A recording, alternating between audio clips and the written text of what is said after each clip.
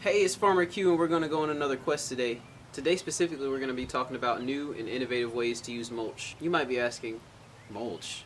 That stuff's not new and innovative. That stuff's been around forever, but there's so many cool ways we can use mulch that people typically overlook. When trees are used as mulch, you actually get the benefits of the trees themselves. So, say a tree pretty much repels bugs. You'll get all the cool benefits of that tree in a mulch form. Say a tree is very good at holding water in dry and drought-like environments. You'll get all those benefits as well in the mulch because you'll have better water retention inside of the mulch. Talking about water retention in the mulch. Yes, mulch has water retention, but we already knew that.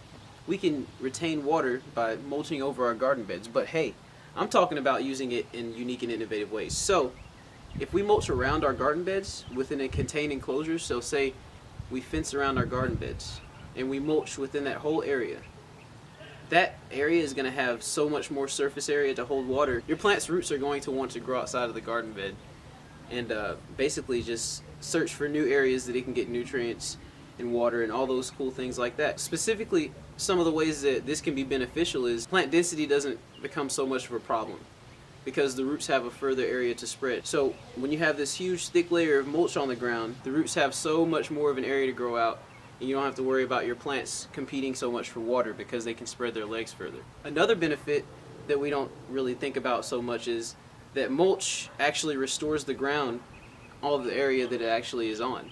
So if you want your actual plants to have nutrients on the ground outside of your garden bed, and the ground isn't very prolific in producing much life, if you add mulch to that area, over the course of a few months you're going to have all kinds of nutrients coming from that ground.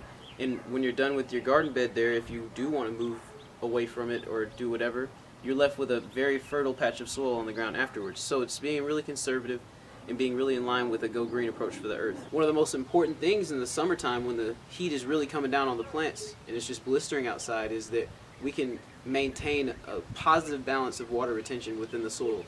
And that goes so much further than just having mulch in the soil and making sure you water often. It even goes so far as making sure that the ground around that raised bed is adequately watered. The last thing you want is for around that bed to be the Sahara Desert and just be all cracked up, because when you water your bed, that water by capillary action is going to go directly outside of your bed and saturate the outside of your bed, which will be very bad for your plants. We don't want that. So it's just a few of the things we have to consider when we're talking about a long-term gardening approach. Keeping that positive water balance within your garden and making sure that your bed never goes into a dormant state, because when you're talking about organics and no-till gardening, we're trying to maintain a stable environment for as long as we can, just so we can have the positive benefits that come with that. And it actually has a stacking effect.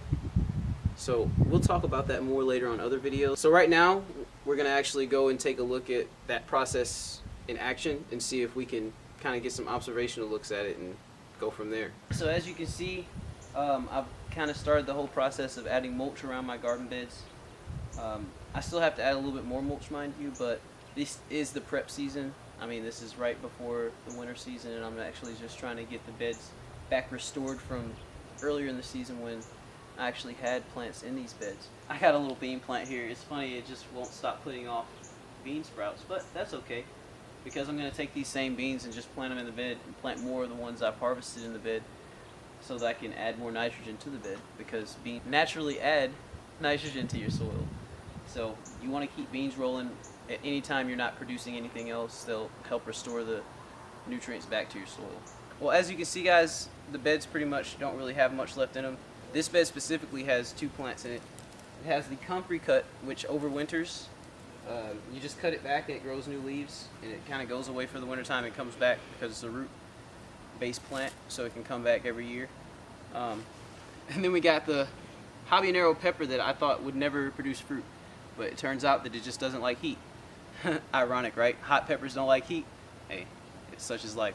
But yeah, this plant here is so beautiful because all summer during the heat it just vegged out and grew and grew and grew and grew, and now it's just producing tons of peppers. We got some that are ready here. We got this one right here. It's pretty much ready to pick. We got some funny shaped ones that are really cool and almost ready, but this plant is really doing some cool stuff for us. So we'll keep it around for the rest of the season, I guess, until it decides it doesn't want to really do anything else. It's only right. Alright guys, so what we're looking at here is some cedar mulch. And this mulch actually has some of the bug repellent properties that I was talking about. It has a really foresty kind of smell to it. I actually like to mix some of this mulch in with all the other kind of mulch that I use. I'll use some random other hardwood mulches and just mix the cedar within it, and it kind of gives it the properties that I want while adding the other properties of the other mulch as well. So it's always a good option to kind of spice things up and get some variety and diversity within your garden, because it's going to definitely cover more bases and cover more ground when it comes to you trying to get the certain properties out of the garden that you look for. Alright guys, let me know what you think about this approach, and if any of you may have done it before and how it may have worked out for you if you have done it before. My thinking is kind of an original idea to me, and I came up with this for the sake of some of my own personal problems, but if any of you may have done it, like I said, please just leave a comment below, and I'd really appreciate the feedback. Thanks for watching guys. If you really feel like this helped you in a positive way today, please like and subscribe.